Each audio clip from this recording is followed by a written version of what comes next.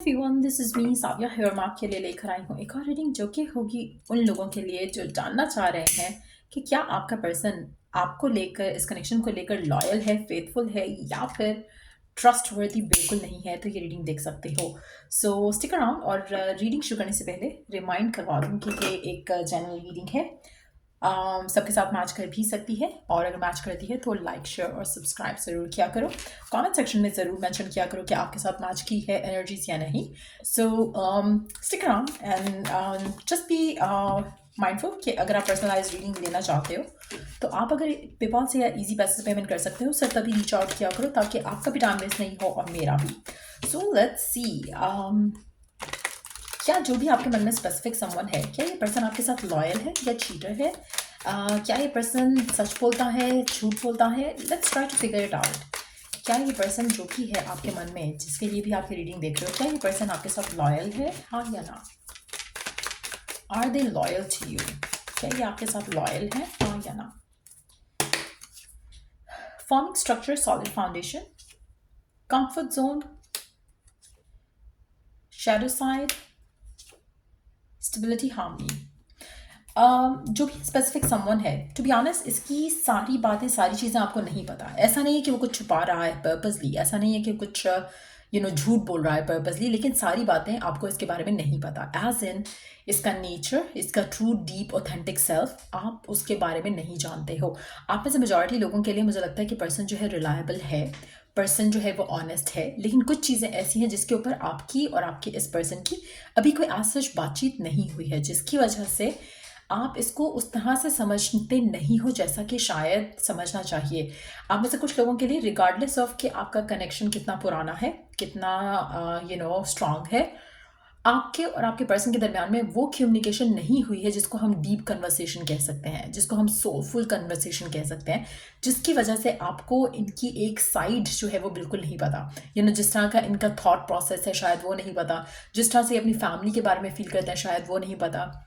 लेकिन जो भी सिचुएशन है आपके रिश्ते पे इस इंसान के साथ जो चल रहा है, उस पर इसका नेगेटिव इन्फ्लुएंस डेफिनेटली नहीं होगा। आप में से मेजॉरिटी लोगों के लिए पर्सन आपके साथ जो आपका रिश्ता है उसको स्ट्रेंथन अप करने की पूरी कोशिश करता है। आपके पर्सन लॉयल है, फेथफुल है, ट्रस्टवर्दी है। जैसे होता है ना कि ये पर्सन आपसे कुछ छुपा नहीं रहा, लेकिन सब कुछ अभी आपको नहीं पता। और नॉट दैट कि वो बताना नहीं चाहते या शेयर नहीं करना चाहते, इट्स जस्ट दैट कि कभी कभी वो माहौल नहीं बना इस कन्वर्सेशन के लिए जो वो आपसे शेयर करते हैं। हो सकता है इनकी फैमिली की कोई ट्रॉमास हो सकता है कि इनकी सिबलिंग्स के साथ कोई बात हो सकता है कि इनका अपना एक विजन हो लाइफ को लेकर, अपने रिलीजन को लेकर, हो सकता है कि इनके बिलीफ को लेकर कोई बात है जो उन्होंने आपसे नहीं शेयर की है। लेकिन उसका मतलब बिल्कुल भी ये नहीं है कि पर्सन आपके साथ लॉयल नहीं है। पर्सन आपके साथ बहुत लॉयल है, बहुत स्ट्रेट फॉरवर्ड भी है, लेकिन इट्स जस्ट दैट कि कुछ ऐसी चीज़ें हैं जो आपको नहीं पता।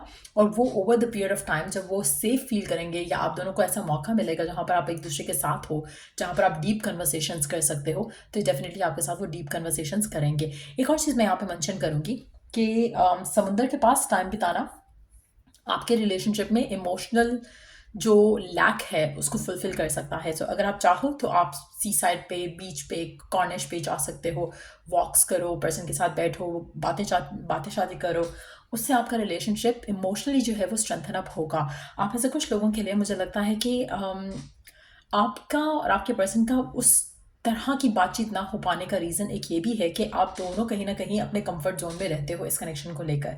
जैसे एक ही तरह की मीटिंग्स करते हो, जैसे आप डेट पे भी जाते हो तो एक तरह की ही डेट्स पे जाते हो, जैसे खाने पे चले गए, कैफ़े चले गए, किसी फ्रेंड की पार्टी में मिल लिया, गाड़ी में मिल लिया। तो आप उससे बढ़ नहीं रहे हो आगे, आपका वो माहौल नहीं बन पा रहा जिसमें इस तरह की डीप कन्वर्सेशंस हो। तो इस तरह का कुछ भी करना आपके लिए, आपके रिलेशनशिप के लिए अच्छा रहेगा, specially late night, evening time या फिर अर्ली मॉर्निंग। वो 3 टाइम ऐसे हैं जहाँ पर अगर आप इस इंसान के साथ टाइम स्पेंड करोगे तो डेफिनेटली उन डीप कन्वर्सेशंस के बारे में बात होगी और उससे आपके रिलेशनशिप में एक और ज़्यादा हार्मनी आपको फील होगी, एक और ज़्यादा स्टेबिलिटी आपको फील होगी। आपको लगेगा कि ये कनेक्शन है जो आप डिज़ायर कर रहे थे अपने पर्सन के साथ, जहाँ पर वो ओपन अप कर सके, सेफ फील कर सके आपके साथ। सो डेफिनेटली पर्सन रिलायबल है, सेफ है आपके लिए कि आप इस इंसान के साथ एक्सपेक्टेशंस रखो। झूठ नहीं बोलेगा, छुपाएगा नहीं कुछ, लेकिन कंफर्ट जोन में रहने वाला पर्सन है, तो कहीं पे भी इसको अगर ऐसा लगेगा कि इसको अपने कंफर्ट जोन से पुश करके निकाला जा रहा है, वो सही नहीं रहेगा। सो आपको एक तरीके से एक माहौल क्रिएट करके कुछ बात करनी पड़ेगी, जिससे ये अंडरस्टैंड भी करेगा और आपके लव लाइफ में, आपके रिलेशनशिप में इस इंसान के साथ जो आपका कनेक्शन है वो स्ट्रेंथन अप भी होगा। Let's see more cards. और क्या जान सकते हैं हम आपके इस कनेक्शन के बारे में और इस पर्सन के बारे में, और क्या जान सकते हैं हम आपके इस कनेक्शन के बारे में, इस पर्सन के बारे में।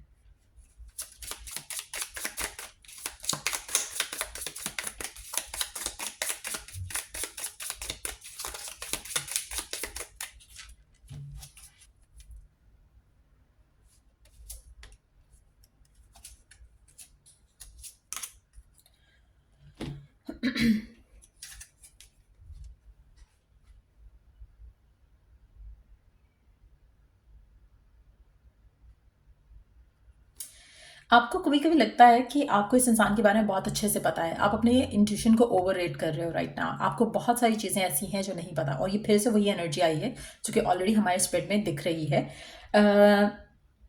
नंबर 2 कहीं सिग्निफिकेंट हो सकता है इस कनेक्शन को लेकर, इस पर्सन को लेकर। एक और चीज़ मैं यहाँ पे नंबर 2 के हवाले से मेंशन करूँगी कि यहाँ पर कुछ चीज़ें ऐसी हैं जो आपके सामने खुली बिल्कुल भी नहीं हुई हैं, तो कोशिश किया करो कि आप अजम्पशंस की जगह पर्सन को बात करने दिया करो। एक चीज़ मैं यहाँ पे स्पेशली उन जगहों पे मेंशन करूँगी, जैसे आपके पर्सन अगर आपसे बात नहीं करे तो आप अज्यूम नहीं करो, पर्सन के सिचुएशन को रिवील करने का वेट करो। उससे आपकी जो फाइट्स हैं, डिसएग्रीमेंट्स हैं, वो कम हो सकते हैं। लेट्स सी कि और क्या जान सकते हैं हम इस सिचुएशन के बारे में।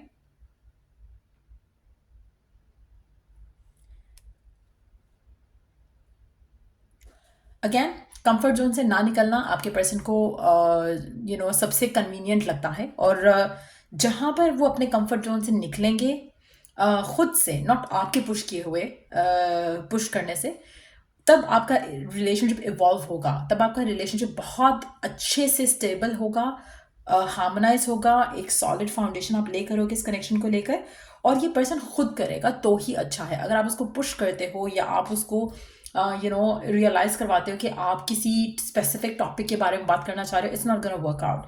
सो कोशिश करो कि आप एक मोहब्बत, प्यार, रिस्पेक्ट वाला माहौल रखो रिलेशनशिप के अंदर, ताकि पर्सन खुद चीज़ों के बारे में बात करना चाहे। अगर आप और भी चाहते हो कि आपके पर्सन इस रिलेशनशिप को लेकर ओपन अप करें और ये जो छुपी हुई बातें हैं उनके बारे में डिस्कस करें, बात करें, उसके लिए आप एफर्मेशंस यूज़ कर सकते हो, माइंड में विजुअलाइज कर सकते हो रात को सोने से पहले और सुबह उठते साथ ही।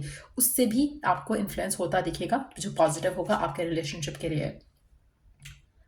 आपको कुछ चीज़ों को लेकर अपनी नोइंग, अपनी नॉलेज को इंक्रीज करने की ज़रूरत है। आप जिस तरह से इस पर्सन को समझते हो, पर्सन वैसा नहीं है। आपके मन में कुछ डाउट्स हैं, वो डाउट्स क्लियर करने की ज़रूरत है।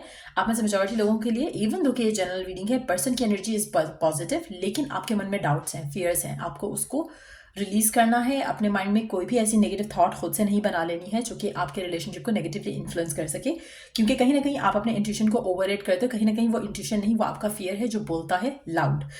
40 नंबर सिग्निफिकेंट हो सकता है, 4 नंबर सिग्निफिकेंट हो सकता है, 2 नंबर सिग्निफिकेंट हो सकता है, 9 नंबर सिग्निफिकेंट हो सकता है। अच्छा, एक और चीज़ मैं यहाँ पे मेंशन करूँगी कि आपके रिलेशनशिप में अबंडेंस जो है वो डेफिनेटली आएगी अगर आप खुद से अज्यूम करना छोड़ दो चीज़ों को लेकर, और स्टेबिलिटी भी आपको आते दिखेगी, दैट टू शॉर्टली, बहुत जल्द, अगर आप इन चीज़ों के ऊपर काम करोगे। सो ये थी रीडिंग आप लोगों की, और अगर आपको इस रीडिंग से हेल्प मिला हो, गाइडेंस मिली हो, तो एज आई ऑलवेज से कि लाइक, शेयर और सब्सक्राइब ज़रूर किया करो, और साथ साथ अगर कोई टॉपिक है सजेशन के लिए तो आप कमेंट सेक्शन में शेयर कर सकते हो। Till I do the next reading आप लोगों के लिए, टेक केयर, बाय।